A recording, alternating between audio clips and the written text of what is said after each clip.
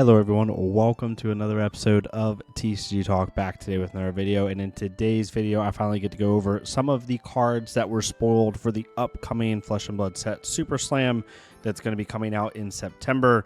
Yesterday I did a reaction to some of the heroes because it was really quick, and honestly I did that right before I had to go head a Alpha Clash learn to play, so I didn't have enough time to like kind of see all the cards and sit there for a second. So I want to kind of go over them a little more in depth today, have some fun, kind of give our general thoughts on the set, and just go from there and get your thoughts as well. So if you're new to the channel, welcome. Thank you so much for stopping by. Hopefully enjoy your stay. If you're a long-standing supporter, thank you so much as always. We'll get right into it. So first off, I love the aesthetic of this. It's very, like we said yesterday, very WWE style, very like SmackDown style, right? But I also love the color wave. The red and like bluish purple is really sick. It has an entertainment value to it that I think is really good, and the marketing, like, all Flesh and Blood sets have been pretty cool in their own way in terms of art style and direction and marketing, but they're really starting to go a little bit more mainstream in their look and feel and presentation of their sets, and I really appreciate that. But Super Slam, the crowd cheering your name or erupting in boos. As we saw with the heroes yesterday, there is, reviled and revered. There's two reviled heroes, one guardian and one brute, and then two revered, right? Revered cares about cheering, reviled cares about booing, which again plays into the whole, heel versus hero in terms of like, wrestling and stuff like that. It says, wait, out of nowhere, first ever hero with 5 intellect, get in the ring. Card previews start September 2nd through 5th, which is pretty close. It's only 2 months out. That's really not that long. The world premiere is September 12th.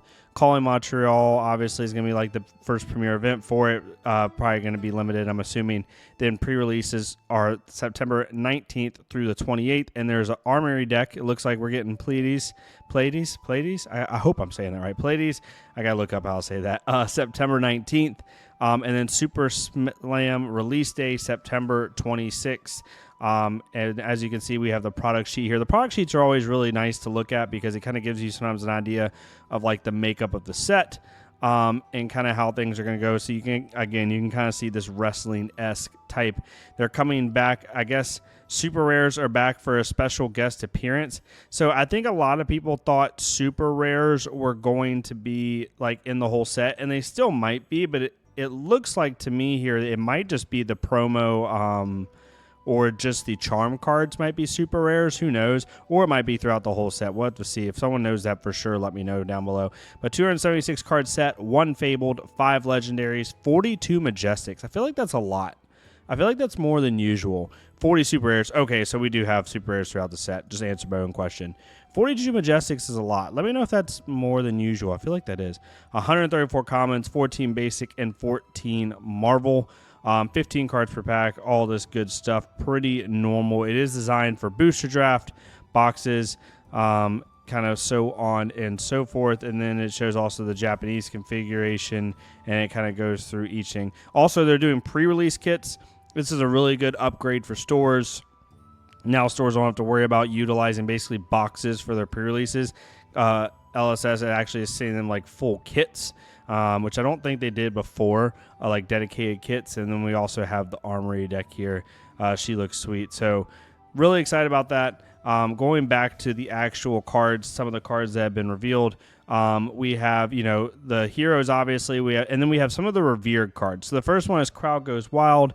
It normally is a 3 cost, 6 power, majestic, 3 block, pitches for yellow, and it says if you've cheered this turn, this costs 3 less to play. So if you cheer, which sounds like it's gonna be decently consistent, this is basically a 0 for 6, it is a 0 for 6, which is pretty good, and it is revered. So both the Brute and Guardian heroes can play it. 0 for 6 and Guardian seems pretty good. Comeback Kid, when this attacks a hero, if you have less, it says less life than them, the crowd cheers you. If you have been cheered this turn, this gets +1. So it's a 3 for 8, 3 block if you have cheered.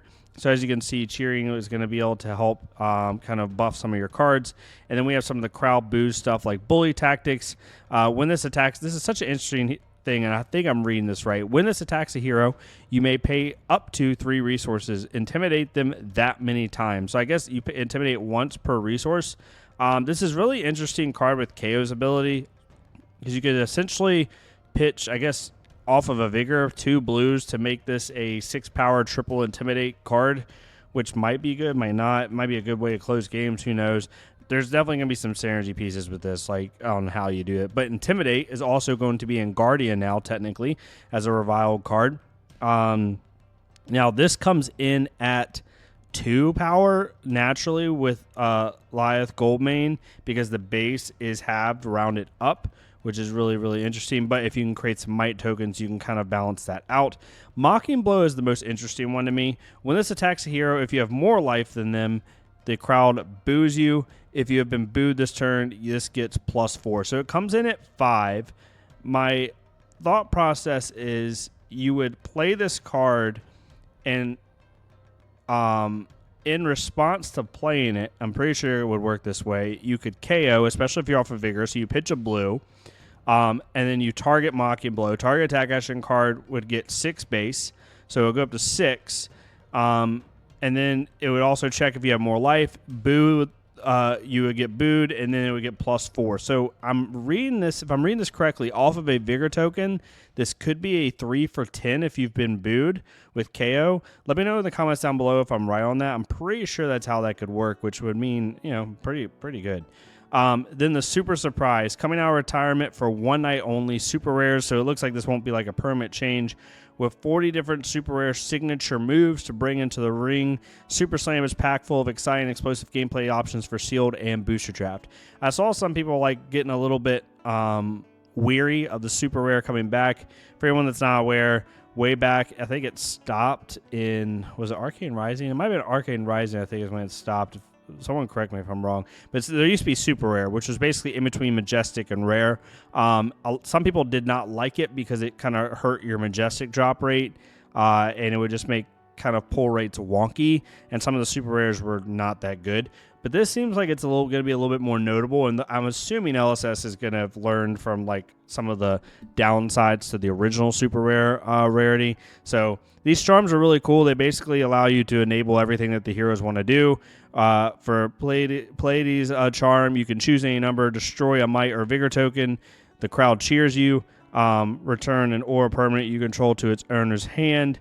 So you're able to destroy a might or a vigor for KO, or a might for Lyeth, hurting their game plan, and then cheer yourself to be able to buff cards, right? Like we saw up here, being able to cheer like Crowd Goes Wild, and then also returning an aura permanent you control to its owner's hand. And each one of these does basically the same thing. So Numbskull can destroy a confidence or a might, so it affects as you can see, each one of these has a limited design mode, and then the crowd cheers you, pitch top card your deck. So all of these basically do every element that the hero wants to be doing on a normal turn cycle, as well as has some limited applicability. So that's really cool. The world premiere is going to be in Montreal. They're going to have Super Slam sealed deck. They're going to have a calling, sealed calling, and then a battle hardened sealed as well. As you can see, here's some of the artwork, and you see the Marvel cold foil charms, which is really sick. Some of these are really, really cool. There was also one more card here. Yes, here it is. Let's see if I can. Let's see if it'll let me do this. Let's see if I can do this. Yes, I can. Let's go. These cards are really cool too. So you have. They come in full color waves. Bask in your own greatness. It's a reviled attack action. When this attacks, you may pay up to 3 resources, create that many might tokens. So if you have leftover resources, maybe you have a little more of aggressive list, you could play this, attack them for 4, finish on your turn attacking for 4, and then stack 3 mights for next turn, which could be really cool. And then you have Dig In, which is a revered card. When this defends, you may pay up to 3, create that many toughness tokens. I'm assuming toughness is going to have something to do with like maybe armor or maybe some type of way to buff your blocking capability. Otherwise, I don't know what other thing toughness would be. Toughness also makes a lot of sense in a 3 intellect hero that's not going to have as many opportunities to block due to their lack of cards. So toughness might be a way to balance that out. So that's going to be really cool. And again, we have the pre-release kits, which is really nice, kind of the dedicated stuff. expansion slot. The Super Slam expansion slot features a whopping 31 cards. That's way more than normal for classes and talents outside of those features in the set. More support for existing heroes than previous expansion slots ever. Not only that, we're bringing back some all-time favorites with several key reprints, which means the Super Slam expansion slot truly has something for everyone. Replaces basic rarity and 1 of 6 boosters. And as you can see, to do this, it tells you how to do it in Seal. But yeah, 31 expansion slot cards is pretty significant. Really excited to see what they put in there. We might see a Shelter reprint. You might see a Clave reprint. Who knows? And along with some other stuff, maybe, who knows. And then we also have stuff like that. And they have the marketing assets down here, which for any creator or person that wants to utilize these, definitely I would encourage it. LSS always does a great job at providing us like what we need in order to make some cool stuff. So really excited about this. But yeah, Super Slam, the marketing looks sick. The artwork looks sick. The heroes look very wonky, but not in like a these are just straight up bad. It's more of like they're so unique, I don't know what to think of them. We need to see the set to see like how these heroes are even going to remotely work. But I'd love to get your thoughts on it. I didn't get a chance to go over some of this stuff yesterday.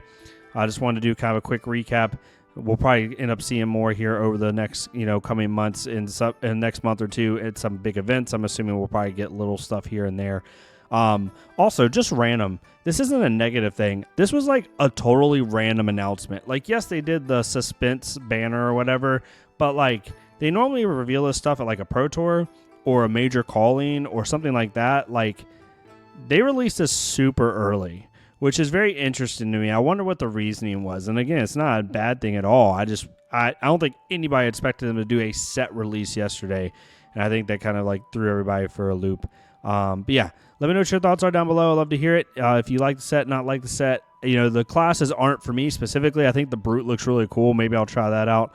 But the set objectively, just from a fan standpoint, looks really, really cool. I know a lot of people are going to be excited about it. But yeah, let me know what your thoughts are down below. Thank you all so much for watching, and I'll see y'all next time on TCG Talk.